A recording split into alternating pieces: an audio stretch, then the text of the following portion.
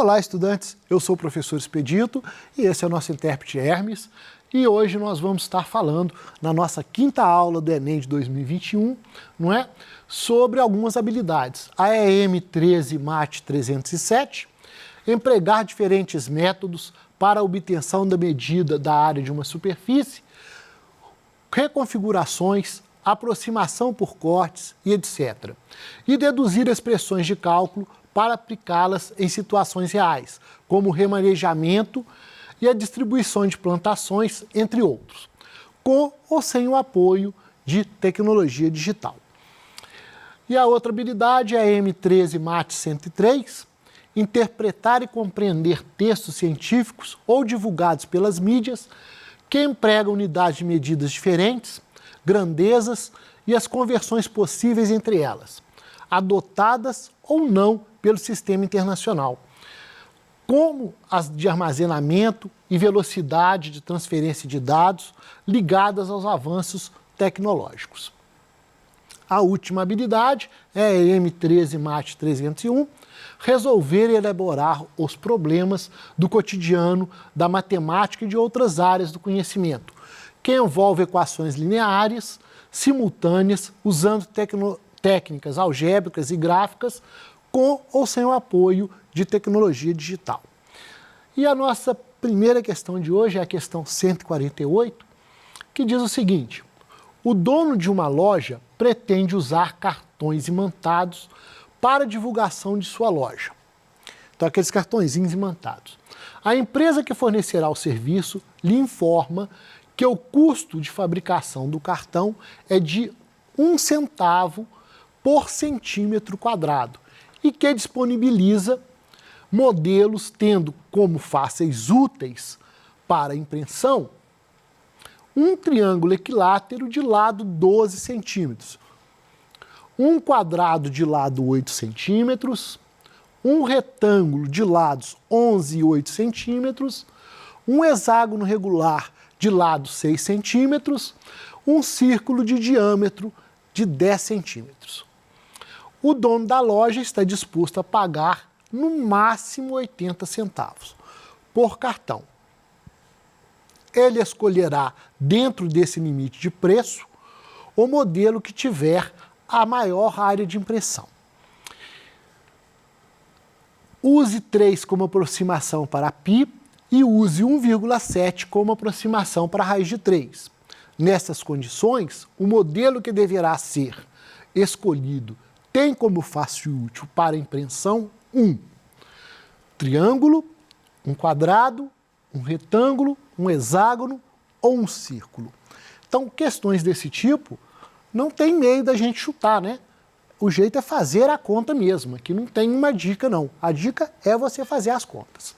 Então, vamos lembrar aqui uma teoria, né, que a gente já sabe, mas vamos dar uma lembrada. A área do triângulo equilátero é lado elevado a 2 vezes a raiz de 3 dividido por 4. A área do quadrado é lado vezes lado ou lado elevado a 2, tanto faz, né? A área do retângulo, lado vezes lado. A área do hexágono é só a gente lembrar que é 6 vezes a área do triângulo equilátero. Então, isso é muito útil na hora da prova, porque se você esquecer a fórmula, é só você lembrar que a área do hexágono é 6 vezes a área do triângulo equilátero. Então, foi isso que eu fiz aqui, ó, 6 vezes a área. E aqui você simplifica o 6 e o 4. Deixa eu ligar a caneta aqui. Você vai simplificar o 6 e o 4 por 2. Então, vai ficar 3 e vai ficar 2. Então, com isso, a área do hexágono vai passar a ser 3, lado elevado a 2, raiz de 3, dividido por 2, ok? Então, é só você lembrar que é 6 vezes a área do triângulo equilátero. A área do círculo é bem conhecida, é πr2, não é? E agora que nós já lembramos esse formulário, a gente vai precisar, vamos às contas. Então, usando 3 como aproximação para π e 1,7 para a raiz de 3, nós vamos calcular a área do triângulo equilátero de lado 12 centímetros. Então, aqui está o triângulo equilátero, os lados medem a mesma medida, né? Por isso que chama equilátero, significa iguais, então 12 centímetros. Então eu vou ter, usando a fórmula, 12 elevado a 2, o lado elevado a 2, vezes a raiz de 3, dividido por 4. E aqui você não pode simplificar antes de fazer o elevado. Então primeiro nós vamos fazer o elevado. 12 elevado a 2 é 12 vezes 12, que dá 144. Então 12 vezes 12, 144. Raiz de 3 é para usar aproximação, então 1,7 dividido por 4. Agora nós vamos simplificar 144 com 4. 144 dividido por 4 vai me dar 36, não é? 36. 36 vezes 1,7. Então, 36 vezes 1,7, eu vou fazer essa conta no quadro. Vamos voltar aqui. Então, 36 vezes 1,7, só para a gente lembrar, 7 vezes 6, 42 vão 4. 7 vezes 3, 21, com 4, 25. 1 vezes 6, 6. 1 vezes 3, 3. Então eu tenho 2, 11, vai 1, 6. Então 61,2, tá certo? Vamos fazer a próxima. 1 quadrado de lado 8, então 8 vezes 8, 8 vezes 8, eu posso fazer de qualquer jeito. 8 vezes 8, 64, ou 8 elevado a 2, também vai dar 64. A área do retângulo é 11 vezes 8. 11 vezes 8, 88, lado vezes lado. Note que aqui, ó, passou de 80. Então, essa área não vai servir, vai ser uma das áreas que não serve. Lembra que a gente só pode gastar 80 centavos e ele paga 1 centavo por centímetro de área. Então, no caso aqui, 88 passa.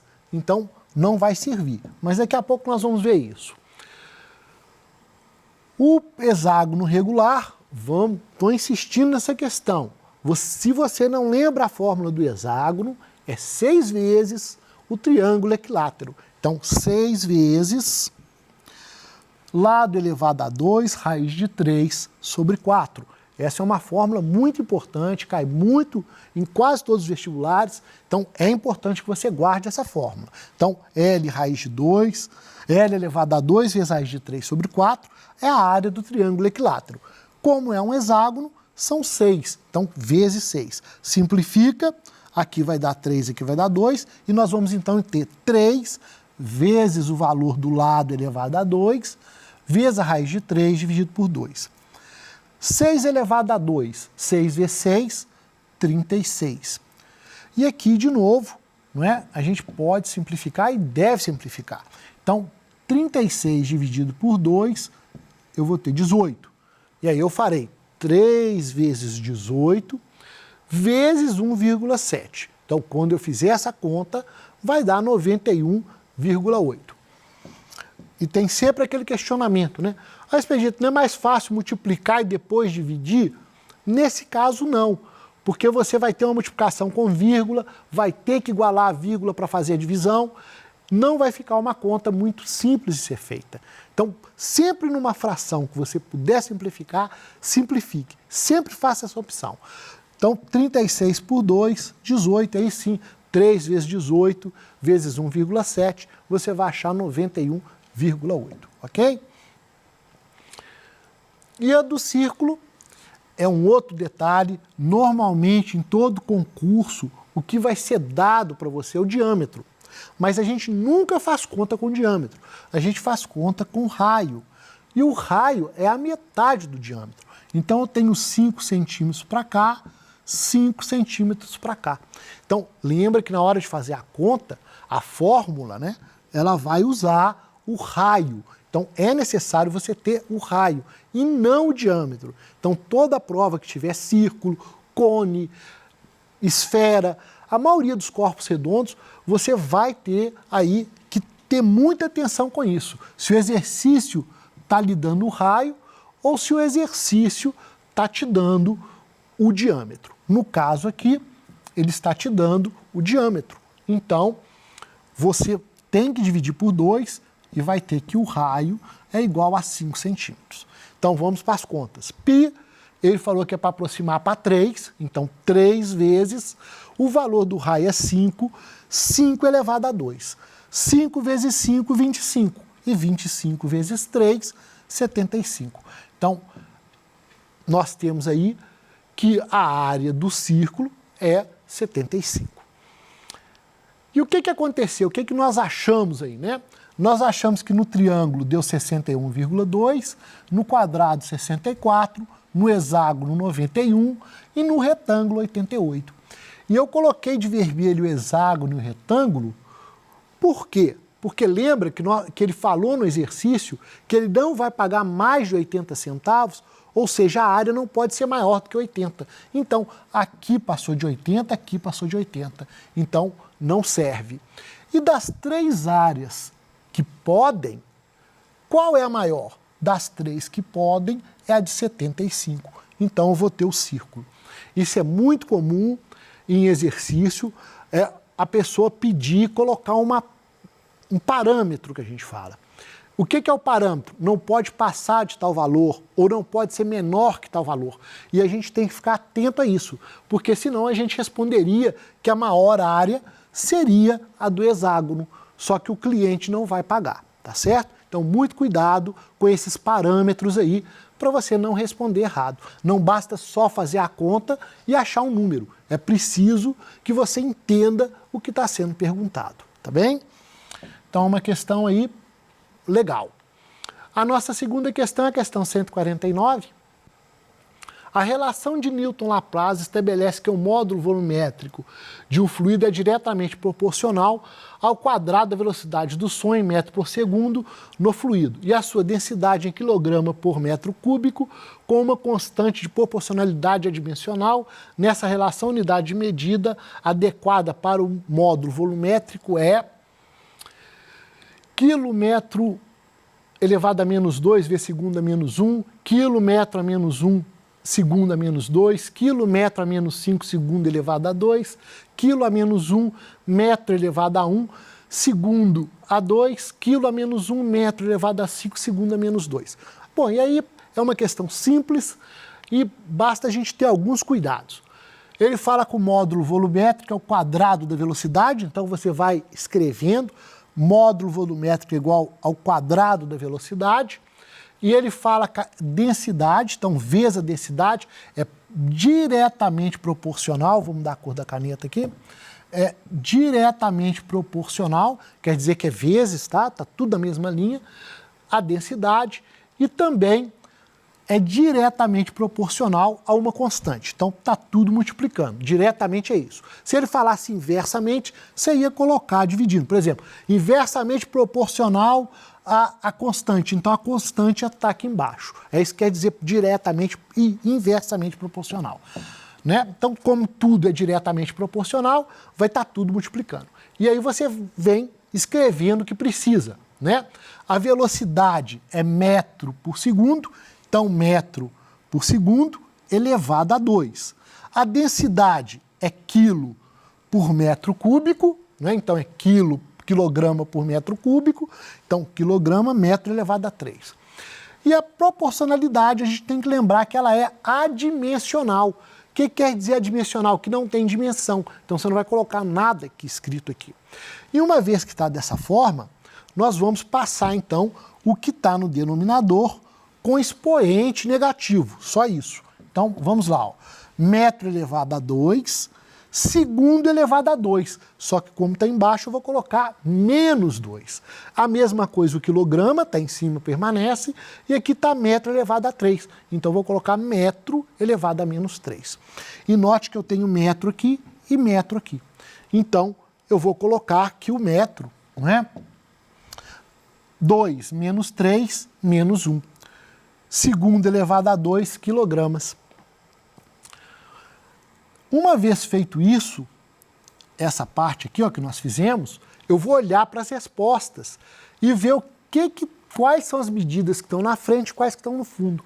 Aqui no caso ele começa pelo quilo e termina em segundo. Então eu vou reorganizar isso aqui da mesma forma que está na resposta. Então o quilo primeiro, o metro a menos 1 é o segundo e o segundo a menos 2 é o terceiro.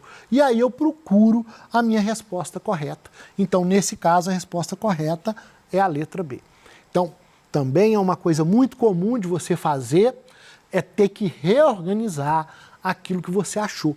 Como eu falo, Enem, não basta você saber dar a resposta, achar uma resposta. Você tem que saber entender o que está perguntando e qual que é a ordem que está sendo feita a pergunta. E nesse caso aqui, nós tivemos que colocar nessa ordem, ok?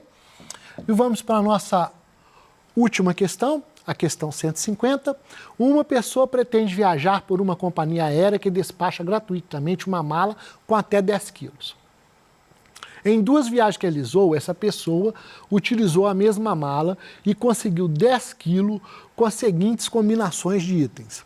Então, na primeira viagem que ela fez, ela usou 12 camisetas, 4 calças, 3 sapatos. Na segunda viagem, ela usou 18 camisetas, 3 calças e 2 sapatos. Lembrando que nesses 2 casos, ela conseguiu que a mala pesasse, né, tivesse uma massa de 10 quilogramas, tá certo? Então, nos 2 casos.